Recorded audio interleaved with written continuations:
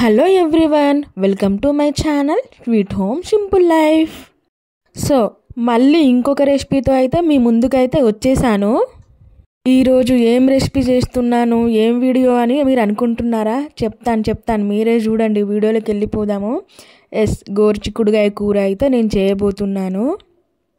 ఈ కూర చేయడం అయితే చాలా ఈజీ, హెల్త్కి కూడా చాలా మంచిది, ఈజీగా డైజెషన్ కూడా అయిపోతుంది. అన్నంలోకి కానీ రోటీలోకి అయితే చాలా బాగుంటుంది కూర టేస్ట్. కొంతమంది తినరు, కొంతమంది నచ్చదు అని చెప్తూ ఉంటారు, కానీ హెల్త్కి అయితే చాలా మంచిది. మేమైతే తింటూనే ఉంటాము, వీక్లీ వన్స్ అట్లా. సో నేను ఎట్లా చేస్తాను అనేది మీకైతే చూపిస్తాను.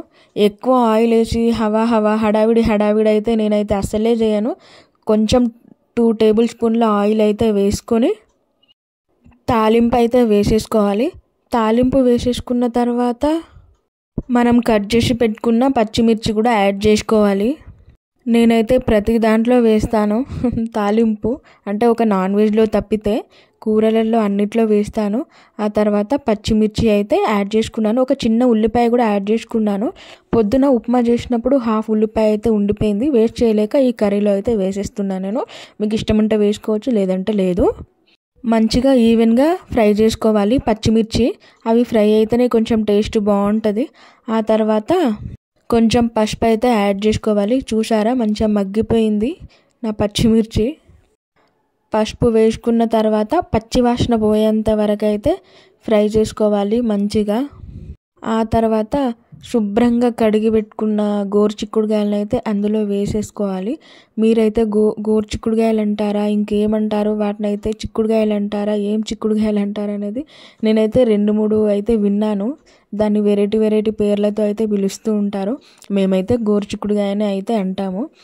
సో ఆ కడిగి పెట్టుకున్న గోరుచిక్కుడుకాయను కూడా అందులో వేసేసుకోవాలి, మంచిగా ఫ్రై చేసుకోవాలి.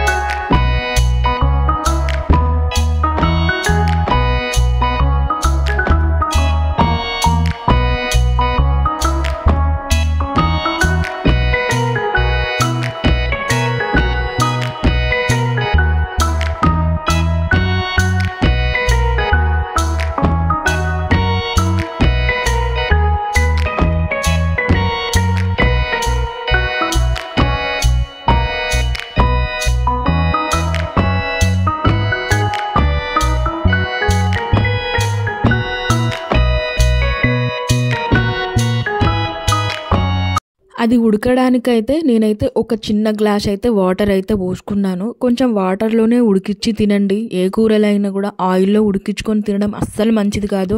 అది ఈ రోజులలో అస్సలు మంచిది కాదు. ఆయిల్ అస్సలు మంచిగా రావట్లేదు, మన హార్ట్కి అయితే చాలా డేంజర్ ఆయిల్. అందుకనే కొంచెం ఆయిల్లో అయితే తినకుండా వాటర్లో అయితే ఉడికించుకొని అయితే తినండి ఆల్మోస్ట్ అన్ని కూరలు.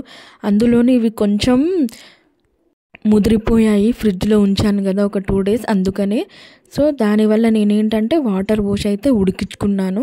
అవి ఉడికిపోతాయి మంచిగా. ఉడికిపోయిన తర్వాత లైట్గా కొంచెం కారం, మీరు ఎంత తింటారో అంత కారం అయితే యాడ్ చేసుకొని అది కూడా పచ్చి వాసన పోయేంత వరకు అయితే ఉడికించుకోవాలన్నమాట.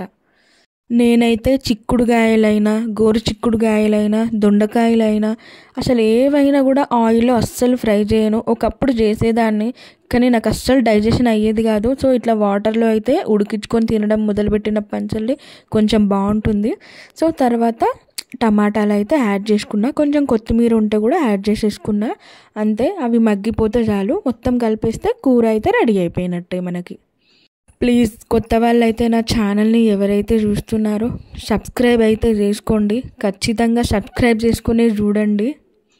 వ్యూస్ అయితే మంచిగా వస్తున్నాయి, కానీ సబ్స్క్రైబర్సే రోజుకి 2-3 అట్లా పెరుగుతున్నారు అంతే. కొంచెం సబ్స్క్రైబ్ చేసుకోండి అబ్బా ప్లీజ్.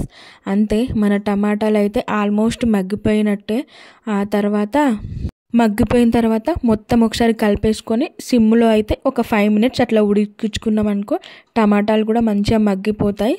చూడండి, నేనైతే కలిపేశాను. కూర మొత్తం ఉడికిపోయినట్టే. మన కూర కూడా అన్నంలోకి కానీ రోటీలోకి కానీ బాగుంటుంది ఈ కూర. నాకు ఇష్టం ఈ కూర.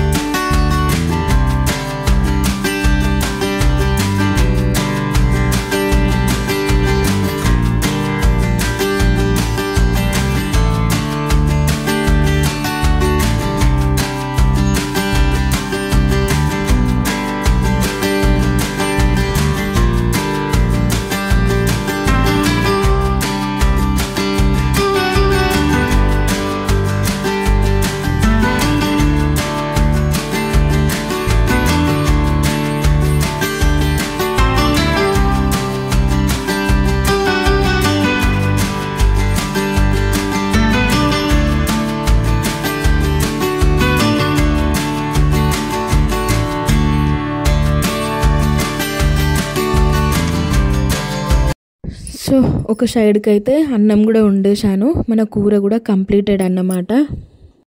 ఈ వీడియో అయితే ఇక్కడితో ఎండ్ అయితే చేసేస్తున్నాను. మరి ఇంకో కొత్త వాళ్ళు అయితే ఎవరైతే చూస్తున్నారో ప్లీజ్ సబ్స్క్రైబ్ అయితే చేసుకోండి. బాయ్ మరి అందరికీ. Thanks for watching. Please subscribe.